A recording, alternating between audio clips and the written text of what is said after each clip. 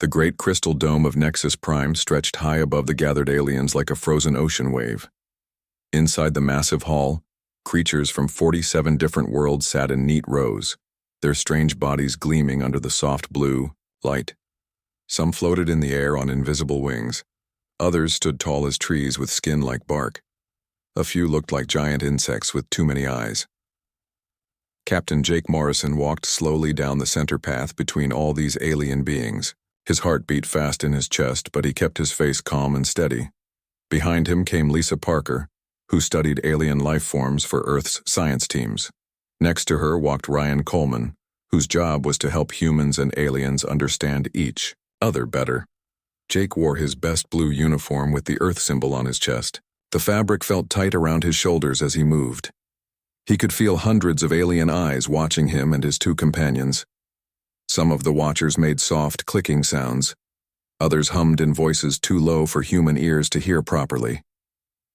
This was the Species Recognition Summit, the biggest meeting in the galaxy. Every year, all the smart races came together to show off their best art, music, and culture. It was like a giant talent show, but instead of winning prizes, species won respect and friendship from their neighbors among the stars. The Zephyrians went first. They were tall and thin like stretched rubber, with silver skin that seemed to glow from within. When they began their performance, tiny lights appeared around their bodies and started dancing in the air. The lights moved to music that sounded like wind chimes mixed with church bells. The display was beautiful and made many of the watching aliens sigh with pleasure. Next came the Kreks, who looked like walking rocks with too many arms. They stood in a circle and began humming together. The sound grew deeper and deeper until the floor started to shake. The crystal walls of the great hall began to ring like giant bells. The noise was so powerful that Jake felt it in his bones. When they finished, several aliens clapped with whatever they used for hands. The Valdorians stepped forward next. They were small and round like fuzzy bowling balls. But when they started their quantum poetry, strange things happened. Words appeared in the air written in languages that hurt to look at. The words twisted and changed, showing ideas that existed in many different realities at the same time. Jake's head started to hurt just trying to understand what he was seeing. Species after species showed their amazing abilities.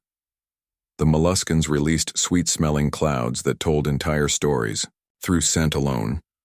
The crystalline beings changed their body colors in patterns so complex they looked like living rainbows. Each performance was more incredible than the last. Finally, it was humanity's turn. Jake stepped up to the speaking platform at the center of the hall. His boots made small clicking sounds on the crystal floor. The noise seemed very loud in the ear, sudden quiet. "Honored friends," Jake said, his voice carrying clearly through the dome. "We humans are proud to share our culture with you today." Lisa moved to a small control panel near the platform. She pressed a button, and speakers hidden around the hall came to life. The first sound was drums, slow and steady like a heartbeat. Then came voices, human voices, singing an old song that people on Earth had known for thousands of years. The music grew and changed. Ancient tribal chants mixed with grand church music. Folk songs from small villages blended with the voices of huge choirs. There were love songs and work songs, happy songs and sad songs, songs of war and songs of peace. The speakers showed images too. Pictures of humans singing together at weddings and funerals, at celebrations and protests, in times of joy and times of sorrow. Jake watched the alien faces around him as the music played. At first, some seemed interested. A few even moved their bodies slightly to the rhythm, but then he started to notice other things. Some aliens turned to whisper to their neighbors. Others made small noises that didn't sound friendly. The whispering grew louder. Soon, Jake could hear actual laughter coming from different parts of the audience. The sound made his stomach feel cold and heavy. When the music ended, Jake expected polite clapping like the other species had received. Instead, the hall filled with a sound he had never heard before. It was laughter, but not the kind humans made when something was funny. This was the sound of creatures who thought they were much better than what they were laughing at. Ambassador Veltar of the Arctanians stood up from his seat. He was tall and thin with pale blue skin and eyes like black marbles. His long arms waved in the air as he spoke. "My fellow beings," Veltar said in a voice like silk, "what a charming display we have just witnessed. These simple earth creatures believe that making random noises with their mouth holes constitutes art." More laughter filled the hall. Jake felt his face grow hot. "Look how they open their primitive breathing passages and push air through them, in patterns that please their undeveloped hearing organs," Veltar continued. "They call this crude noise-making music and think it represents their cultural growth. How wonderfully innocent they are." Chancellor Thrix of the Hegemony rose from his seat. He looked like a giant mantis made of black metal, with clicking mouth, parts and too many joints in his arms and legs. "Indeed," Thrix said, his voice making sounds like breaking twigs. "Their so-called songs have no mathematical precision, no harmonic complexity. They simply expel air from their bodies in whatever patterns feel good to them. It's rather like watching children play with toys they don't understand." Other aliens began to join in. The molluscans released clouds of scent that Jake's translator device said meant amusing primitives. The crystalline beings flashed in patterns that clearly showed contempt and pity. Jake stood on the platform feeling smaller and smaller as wave after wave of mockery washed over him and his companions. He could see Lisa's hands shaking at her sides. Ryan's face had gone very pale and his jaw was clenched tight. "Perhaps," Veltar said, raising his voice above the laughter, "in another 1,000 years or so, when their species has evolved beyond these crude vocal experiments, they might develop something that approaches real artistic expression. Until then, we should appreciate their efforts for what they are, the honest attempts of a very young species to copy their betters." The hall erupted in sounds of agreement from dozens of different kinds of creatures. Some clapped, others hummed, still others made noises Jake couldn't even identify, but all of it meant the same thing. Humanity's most treasured cultural expressions were nothing more than primitive noise to these advanced beings. Jake felt something burning in his chest, something hot and angry and proud, but he was a diplomat, and Earth was counting on him to keep the peace. He stepped forward and spoke in a voice that stayed steady despite the fire inside him. "We thank the Council for this opportunity to share our culture," he said. "Humanity looks forward to continued friendship and learning from all the great civilizations gathered here today." The three humans walked out of the Great Hall while conversations continued around them in dozens of alien languages. Most of the talk was still about the amusing primitive display they had just seen. Jake kept his back straight and his steps even, but inside him something had changed. As they reached their transport ship, Jake looked back at the crystal dome one last time. The alien voices inside were still laughing, still talking about how simple and crude human music was compared to their advanced art forms. Jake didn't know it yet, but this moment would not be forgotten. Somewhere in the galaxy, ancient voices were waiting to be heard again. And when they finally sang, the laughter would stop, and the universe would remember that sometimes the simplest things carry the greatest power. The mockery would end. The real music had not yet begun. 3 months had passed since the terrible day at Nexus Prime. Dr. Kevin Hayes still remembered every word of the alien mockery, but now he stood on a different world entirely. The red sand of Kepler 442b crunched under his boots as he walked, between massive stone towers that reached toward the orange sky. The planet was cold and empty now, but millions of years ago something amazing had lived here. Huge cities covered the land, filled with buildings that seemed to grow from the ground like stone trees. The Galactic Council had sent teams from many worlds to study these ruins and learn about the mysterious people who had built them. Kevin led the human part of the expedition. With him were Amy Foster, who studied rocks and minerals, and Peter Clark, who specialized in understanding dead civilizations. They worked alongside alien scientists who still treated humans like slow children who needed constant watching. Ambassador Feltar had come to oversee the dig personally. The tall Arctanian walked through the ruins each day, making comments about human limitations. His black marble eyes followed Kevin's team everywhere, waiting for them to make mistakes that would prove how primitive Earth people really were. Dr. Hayes, Veltar said one morning as Kevin examined a carved stone wall, perhaps you should leave the complex analysis to species with more developed cognitive abilities. These ruins contain secrets that require advanced minds to unlock. Kevin bit back the angry words that wanted to come out of his mouth. Instead, he nodded politely and continued his work. But inside, the fire that had started at Nexus Prime burned a little brighter. The ruins were unlike anything anyone had ever seen. Massive blocks of stone fit together so perfectly that not even a knife blade could slide between them. Towers twisted up toward the sky in spirals that hurt to look at. Everywhere Kevin turned, he found carvings covered in symbols that no one could read. Most of the alien scientists focused on the big temples and palaces. They used advanced scanners and computers to map every room and corridor, but Kevin found himself drawn to a different part of the ruins, a section that others seemed to ignore. Here, the buildings were smaller but more numerous. The stone walls were covered with different kinds of carvings. Instead of the formal symbols found elsewhere, these walls showed patterns that repeated over and over. Lines curved and twisted in ways that reminded Kevin of something, but he couldn't figure out what. Amy noticed it first. She was running her hands along a carved wall when she stopped and called out to Kevin. "Come look at this," she said, her voice excited. "These grooves aren't just decorative. They're cut to specific depths and widths, almost like they're meant to channel air or vibrations." Kevin rushed over and examined the wall Amy had found. She was right. The carved lines weren't random art. They were carefully designed channels that would make specific sounds if air moved through them in the right way. Peter joined them with his scanning equipment. The devices hummed and beeped as they analyzed the stone carvings. The readings that came back made all three humans stare at each other in amazement. "These symbols," Peter said slowly, "they're not just writing. They're mathematical formulas. But not formulas for building or engineering. These are equations for sound waves for frequency and vibration." Kevin felt his heart start beating faster. He looked around at the stone buildings surrounding them with new eyes.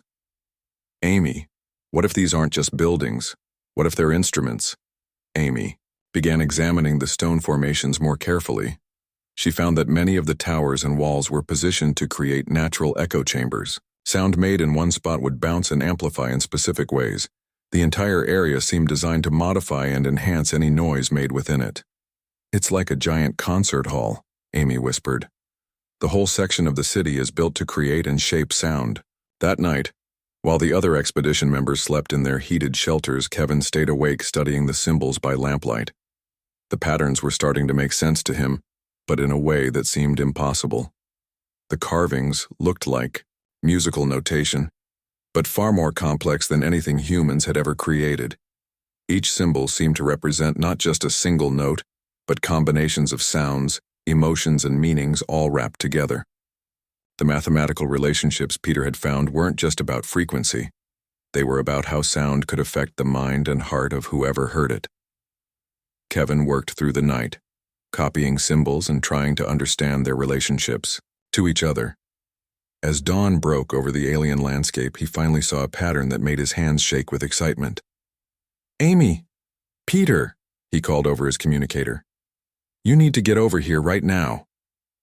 His two companions arrived to find Kevin surrounded by papers covered with symbols and equations. His eyes were red from lack of sleep, but they burned with discovery. "I figured out what these symbols are," Kevin said, his voice tight with controlled excitement. "They're not just music notation. They're instructions for performances that would involve hundreds of voices singing together in perfect harmony. But the complexity is incredible. Each song seems to contain multiple stories, emotional journeys, and mathematical relationships all at the same time." Amy studied Kevin's work with growing amazement. "Kevin, if you're right about this, then whoever lived here understood sound and music in ways that no current civilization does. This is knowledge that's been lost for millions of years." Peter was running new scans on the symbols Kevin had translated. The harmonic requirements for these compositions are extraordinary. They would need voices that could operate across multiple octaves simultaneously while maintaining perfect pitch control. "No known species has that kind of vocal ability, Kevin." felt something cold move down his spine. Peter, run a comparison between these vocal requirements and the Galactic Species database. I want to know which races could even attempt to perform this music. Peter's equipment hummed and clicked as it processed the request. Minutes passed while the three humans waited in tense silence. Finally, the machine produced its results. The comparison chart showed the vocal ranges and capabilities of all 47 known galactic species. The requirements for the ancient songs appeared as a golden overlay that extended far beyond what most species could achieve. But there was one overlap, one small section, where a known species' capabilities matched what the songs demanded. Humans, Amy breathed. We're the only ones who even come close. Kevin stared at the data, his mind racing. Not just close. In some frequency ranges, we're a perfect match. Our vocal cords, our throat structure, our ability to create complex harmonies. It's like we were designed to sing these specific songs. The implications hit all three of them at once. Peter sank down onto a stone block, staring at the ancient carvings with new understanding. You're suggesting that humans are somehow connected to this civilization? He asked quietly. That we inherited their vocal abilities? Kevin shook his head slowly. I don't know what I'm suggesting, but I know these songs were written for voices like ours, and I think they were written to be heard by minds like ours too. That evening, while the alien scientists discussed their findings around the main camp, Kevin stood alone among the stone towers. The wind moved through the carved channels, creating soft moaning sounds that seemed almost like whispered words. As he listened, Kevin began to hum softly, matching the pitch of the wind. The stone formations caught his voice and modified it, creating harmonies and echoes that seemed to come from the ground itself. For just a moment, Kevin felt something vast and ancient stirring in response to his voice. It was as if the ruins themselves were trying to remember how to sing, and his human vocal cords were the key they had been waiting for. The next morning, Kevin would present his findings to the expedition team. The alien scientist would dismiss his theories as human imagination. But Kevin knew he had found something that would change everything. The ancients had left their music carved in stone, waiting for the right voices to bring it back to life. And those voices, Kevin was beginning to understand, were human. Kevin Hayes barely slept for weeks after his discovery.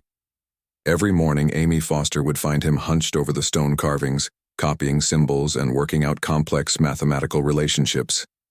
His eyes were red and tired, but his excitement never faded. Kevin, you need to rest, Amy said one morning, bringing him a hot cup of coffee from the expedition supplies. You've been working for 18 hours straight. Kevin looked up from his papers, but his mind was still focused on the ancient symbols. Amy, these songs aren't just music. They're something else entirely. Each composition contains layers of meaning that go deeper than anything we've ever imagined. Peter Clark joined them, carrying his scanner equipment. He had been helping Kevin translate the stone notation into something their computers could understand. The work was slow and difficult, but they were making progress. I've finished the analysis of the section you marked yesterday, Peter told Kevin. The harmonic complexity is beyond anything in our databases. These aren't just songs, they're mathematical poems that use sound to create specific emotional and mental states. Kevin nodded eagerly. That's what I've been trying to tell you. Whoever wrote these compositions understood something about the connection between sound and consciousness that we've completely lost. They knew how to use music to speak directly to the mind and soul. Amy studied the symbols Kevin had been working on. The patterns were beautiful but alien, unlike any human musical notation she had ever seen. Kevin, even if you're right about what these symbols mean, how can we possibly perform them? The vocal requirements are impossibly complex. Kevin had been thinking about that same problem for days. The ancient songs demanded vocal abilities that seemed beyond any single human voice. But as he studied the compositions more carefully, he began to see a solution. They're not meant to be performed by one person, Kevin said, pointing to different sections of the carved notation. Look at these markings here. They indicate multiple vocal parts that weave together. These songs were designed for hundreds of voices singing in perfect harmony. Peter ran his scanner over the symbols Kevin indicated. The readings confirmed what Kevin suspected. He's right. These compositions require massive choirs, with different groups handling different frequency, ranges, and harmonic progressions. Kevin felt his excitement growing. We need to get back to Earth. We need to gather the best singers from around the world and attempt a full performance. I think that's what these ruins have been waiting for. Voices that can bring these ancient songs back to life. That afternoon, Kevin presented his findings to the full expedition team. The alien scientists listened with polite attention, but Ambassador Veltar's expression remained skeptical throughout the presentation. Interesting theories, Dr. Hayes, Veltar said when Kevin finished. But surely you're not suggesting that these primitive stone scratches represent anything approaching the sophisticated musical traditions of advanced species. Your human tendency to see patterns where none exist is clearly influencing your interpretation. Chancellor Thrix of the Hegemony clicked his mandibles in agreement. These humans persist in believing they have special insights into ancient civilizations. Perhaps their emotional attachment to their crude vocal traditions is preventing them from seeing these artifacts objectively. Kevin felt the familiar anger rising in his chest, but he forced himself to remain calm. With respect, Ambassador, the mathematical relationships in these carvings are clearly defined. They represent musical compositions of extraordinary complexity. Mathematics that only humans can supposedly understand?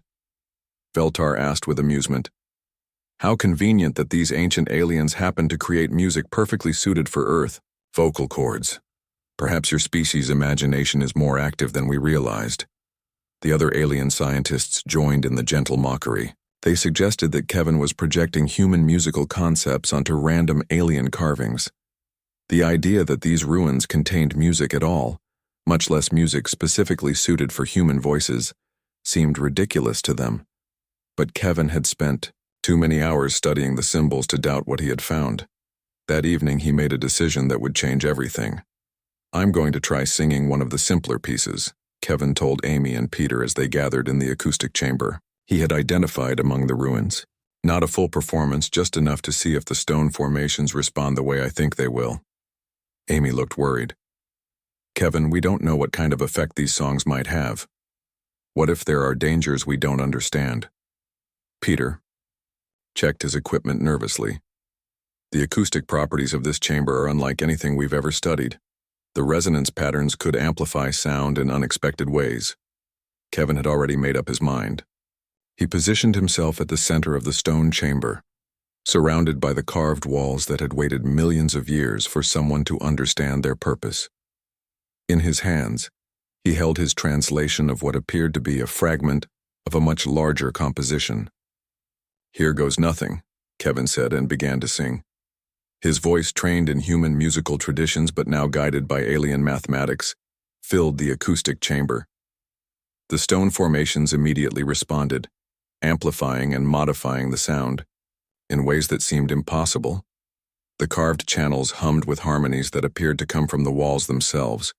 The effect was immediate and overwhelming. Amy and Peter, listening from nearby, felt something stirring deep in their minds. Images flashed through their consciousness. Visions of vast cities reaching toward distant stars, of a civilization that had mastered both science and art, of beings whose voices could reshape reality itself. Kevin felt it too, but more intensely. As he sang the ancient melody, he experienced memories that didn't belong to him. He saw the beings who had created these songs, tall, graceful creatures with voices like silver bells and eyes like deep pools of starlight. He felt their joy, their sorrow, their ultimate decision to transcend physical existence and leave only their music behind. But the song was incomplete. Kevin's voice, though closer to the ancient requirements than any other known species, lacked the full power and range that the composition demanded. As the fragment ended, he realized that these songs would need many human voices working together to achieve their full effect. "Did you see that?" Amy whispered, her voice shaking. "Did you see the cities? The beings who lived here?" Peter nodded, staring at his scanner readings in amazement. The acoustic resonance patterns during Kevin's performance were off the charts. The stone formations were responding as if they were designed specifically for human vocal frequencies. Kevin, felt exhausted, but exhilarated. "We need to get back to Earth immediately. We need to gather hundreds of singers and bring them here. These songs aren't just music. They're a legacy, a gift left behind by a civilization that knew we would eventually find them." As they packed their equipment that night, Kevin took one last look at the stone ruins under the alien stars. The carved symbols seemed to glow softly in the moonlight, as if they were waiting patiently for the day when their full power would finally be unleashed. Kevin didn't know it yet, but news of his discovery would soon reach Earth and change everything. The human voices that had been mocked at Nexus Prime would become the key to unlocking the greatest musical treasure in galactic history. The Ancient Ones had chosen their inheritors well. They had waited millions of years for voices that could give life to their eternal songs, and those voices belonged to the species that everyone else considered primitive and crude. Soon, the galaxy would learn that humanity's simple songs carried the power to wake the dead and transform the living. The real music was about to begin. When Kevin Hayes returned to Earth with his incredible discovery, most people thought he had lost his mind. Scientists shook their heads when he explained about ancient alien music written for human voices. Government officials asked if the stress of space travel had affected his judgment. But Dr. Maria Santos believed him. She was the director of the Global Institute for Xenoarchaeology, and she had known Kevin for many years. When she saw the stone carvings and heard his recordings from Kepler 442b, she knew he had found something extraordinary. "Kevin, if you're right about this, it could change everything we know about humanity's place in the galaxy," Maria said, as they sat in her office overlooking the Pacific Ocean.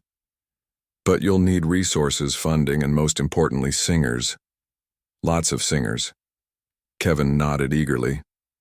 "I've already identified the vocal requirements. We need at least 200 people with different voice types and ranges. Opera singers, folk musicians, choir members, jazz vocalists. Anyone who can contribute to the harmonic complexity these compositions demand." Maria leaned back in her chair thinking. The project Kevin was proposing would be expensive and difficult, but the potential discovery was too important to ignore. "All right, I'll help you get the funding and facilities you need. But Kevin, if this doesn't work, both our careers will be over." Over the next few months, Kevin assembled the most remarkable group of human vocalists ever brought together. Nathan Burke came from the New York Metropolitan Opera, bringing his 4-octave range and years of classical training. Carmen Rodriguez flew in from Buenos Aires, a jazz singer whose voice could make people cry with its emotional power. Danny Wright arrived from the mountains of Appalachia, where his family had been singing folk songs for generations. His voice carried the weight of centuries of human tradition. Helen Chang came from Beijing, where she directed a choir of 300 voices and understood better than anyone how to coordinate large vocal groups. They worked in a specially built facility in Nevada that recreated the acoustic properties of the alien ruins. Kevin had spent weeks with engineers and architects, making sure every detail was perfect. The practice chamber looked like something from another world, with curved walls and resonating chambers that matched the stone formations on Kepler 442b. The first weeks were frustrating. The ancient compositions were unlike anything any of the singers had ever attempted. The notation system Kevin had translated required completely new techniques and approaches to vocal performance. Nathan Burke, used to singing traditional opera, struggled with the mathematical precision required. "Kevin, these aren't songs in any sense I understand. They're more like vocal equations that happen to create beautiful sounds." Carmen Rodriguez found the emotional complexity overwhelming. Each note contains multiple feelings at the same time. It's like trying to be happy and sad and angry and peaceful all at once, but gradually something began to happen. As the singers practiced more and learned to work together, they started experiencing the same visions that Kevin had felt in the ruins. During rehearsals of a piece Kevin called "The Song of Deep Memory," several vocalists reported dreaming of alien landscapes and ancient cities. Danny Wright was the first to achieve something extraordinary. During practice one evening, his voice suddenly reached notes that should have been impossible for him. "I felt like someone else was singing through me," he told the others afterward. "Like there were other voices guiding mine." Helen Chang began. organizing the singers into groups that could handle different parts of the complex compositions. She discovered that when certain voices combined in specific ways, they created harmonic resonances that seemed to unlock new levels of the music's power. Meanwhile, word of Kevin's project had reached the Galactic Council. Ambassador Veltar was furious that humans were making claims about their connection to ancient civilizations. He convinced the Council to send an inspection team to Earth to evaluate the project and potentially shut it down. These primitive humans are misinterpreting archaeological artifacts, Veltar argued before the Council. Their emotional attachment to their crude vocal traditions is leading them to make grandiose claims without scientific basis. We must stop this before they damage important historical sites with their experiments. Chancellor Thrick supported Veltar's position. Humans have a history of seeing patterns that don't exist and attributing significance to random events.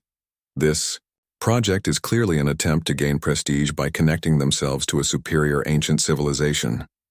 The inspection team arrived on Earth just as Kevin's choir achieved their first complete performance of what he had named the Ancestors' Hymn.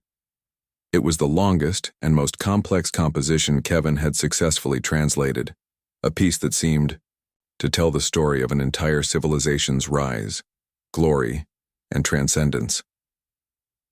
The alien delegates gathered in the acoustic chamber with skeptical expressions and recording equipment. Veltar's black marble eyes gleamed with anticipation. He expected to witness an embarrassing failure that would prove human inadequacy once and for all. Kevin stood before his assembled singers, feeling the weight of his species' dignity resting on what happened next. 200 human voices from every corner of Earth filled the chamber. Opera singers and folk musicians, jazz vocalists and choir members, all united in their dedication to bringing the ancient songs back to life. We dedicate this performance to the civilization that left these songs for us to find, Kevin announced to the mixed audience of humans and aliens. May their voices live again through ours. Helen Chang raised her conductor's baton, and the Awi Idona chamber filled with the opening notes of humanity's answer to galactic mockery. But as the song built and the human voices began to blend into harmonies that were millions of years old, something unexpected happened. The alien observers had come to witness human failure. Instead, they found themselves experiencing something that touched the deepest parts of their consciousness. The music didn't just reach their ears. It spoke directly to their souls, awakening memories and emotions they didn't know they possessed. Ambassador Veltar's expression slowly changed from skepticism to wonder as the ancient harmonies filled the chamber. His usual mockery died in his throat as he felt something stirring in his mind, visions of beauty and wisdom that his own civilization had lost long ago. Chancellor Thrick's mandibles stopped clicking in dismissal. Instead, they began trembling with something approaching awe. The mathematical precision he had always valued seemed small and crude compared to the perfect equations of sound and emotion flowing around him.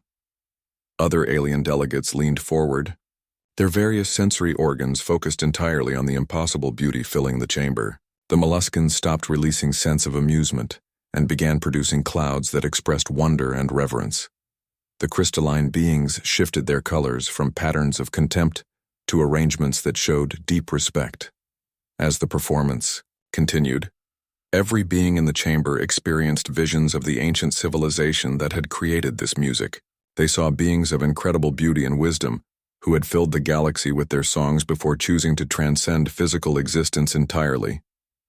They understood that the music itself was a gift, a legacy left behind for whatever species might one day develop the ability to give it voice again. And they realized with perfect clarity that humanity had been chosen as the inheritors of this ancient musical tradition, not by accident, but because the long-vanished civilization had seen something in human nature worth preserving and celebrating. As Kevin added his own voice to the choir for the final movement, the combined sound achieved something that hadn't been heard in the galaxy for millions of years. The ancient song rose to its climax, and in that moment everyone present understood that they were witnessing the awakening of something that had slept too long. When the last notes faded away, the chamber fell into absolute silence. Then slowly, Ambassador Veltar began to weep, a sound no human had ever heard from an Arctanian before. The sound of Ambassador Veltar weeping filled the acoustic chamber like nothing anyone had ever heard before. Tears streamed down his pale blue face as he stared at the human choir with new understanding. His whole body shook with emotions he had never felt before. "Forgive me," Veltar whispered, his voice broken and small. "Forgive us all. We mocked your voices because we couldn't hear their true power. We thought we were listening to primitive noise, but you were singing with the voices of gods." Chancellor Thrick stepped forward, his black metal body moving differently than before. The arrogance was gone from his posture. "Dr. Hayes, what have you done? How did you unlock something that we advanced species never even knew existed?" Kevin looked out at the alien delegates, remembering the humiliation at Nexus Prime. But instead of anger, he felt only sadness for how much time had been wasted in misunderstanding. "We didn't unlock anything," Kevin said quietly. "We just sang the songs that were left for us.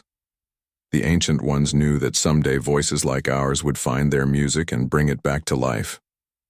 In the weeks that followed, everything changed. The alien delegates returned to their homeworlds carrying recordings that spread across the galaxy like wildfire. The songs that humans performed weren't just beautiful, they transformed everyone who heard them, awakening something that had been sleeping in the hearts of every species. Ambassador Veltar became humanity's strongest supporter. He spoke before the Galactic Council with a humility that shocked everyone who knew him. "Honored delegates, we have made a terrible mistake," Veltar said, his voice carrying across the great crystal dome of Nexus Prime. "We judged humanity by our own limited understanding of music and art. We failed to recognize that their simple songs carried the essence of the universe itself." Chancellor Thrick stood beside him, adding his own testimony. "These humans have given us back something we lost millions of years ago, the ability to sing not just with our voices, but with our souls. Through their music, we remember what we once were and see what we might become again." Requests for human musical performances came from every corner of the galaxy, but these weren't requests for entertainment. Species that had existed for millions of years longer than humanity begged to experience the ancient songs, not as curiosities, but as spiritual awakening. Dr. Kevin Hayes found himself at the center of a galactic phenomenon, but he understood that this was only the beginning. The stone ruins on Kepler 442b contained thousands of compositions, from simple children's songs to complex symphonies that would require hundreds of voices and instruments to perform properly. Nathan Burke began working with alien musicians, teaching them how to support and complement human voices in the ancient compositions. His opera training helped him understand how different species could contribute their unique abilities to create even more beautiful performances. "The key is harmony, not dominance," Nathan explained to a group of Zephyrian light singers. "Your abilities don't compete with our voices, they enhance them.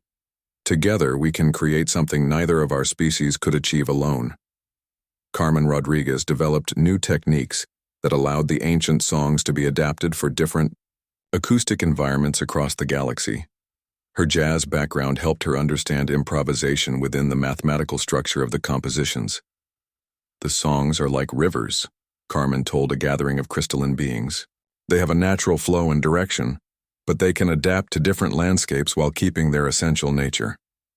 Danny Wright worked with folk musicians from dozens of worlds, discovering that every species had traditional songs that connected in surprising ways to the ancient compositions.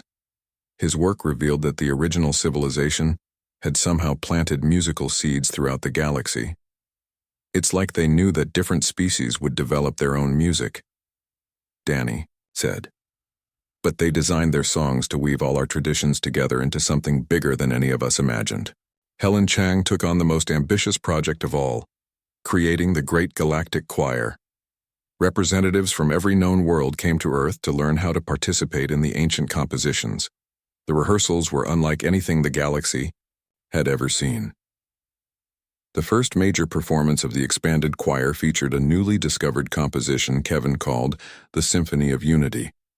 The piece seemed to celebrate the diversity of galactic life, while showing how all species could contribute to a greater harmony. Kevin stood before the assembled performers, looking out at beings from 47 different worlds. Arctanians stood next to humans. Hegemony representatives practiced alongside Earthfolk singers. Crystalline beings learned to coordinate their color changes with human vocal harmonies. Today, we perform not as separate species, but as one voice, Kevin announced as the performance began. The Ancient Ones left us this gift, not just to preserve their memory, but to show us how to sing together.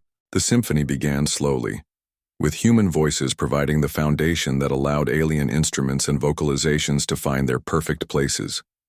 Arctanian light singers wove visual patterns that danced with the melody. Hegemony percussion specialists created rhythmic frameworks that enhanced rather than competed with the vocal lines. Crystalline beings resonated in frequencies that added ethereal overtones to the human harmonies. Zephyrian wind instruments provided flowing melodies that seemed to carry the music itself through the air. Every species found their role in the greater composition, but at the center of it all were the human voices, not dominating, but guiding, not overwhelming, but inspiring. The ancient civilization had known exactly what they were doing when they designed their songs for human vocal capabilities. They understood that humans would not just perform the music, but would help other species find their own voices within it. As the symphony reached its climax, Kevin realized that the Ancient Ones had left behind more than just songs. They had created a blueprint for galactic harmony, teaching cooperation and unity while celebrating the unique gifts of each species. The performance ended with all species singing together in a harmony that transcended language, culture, and biology. For the first time in galactic history, the diverse voices of 47 worlds blended into one perfect song. Ambassador Veltar approached Kevin after the performance, his expression filled with wonder and gratitude. Dr. Hayes, you have given us something more precious than we ever imagined.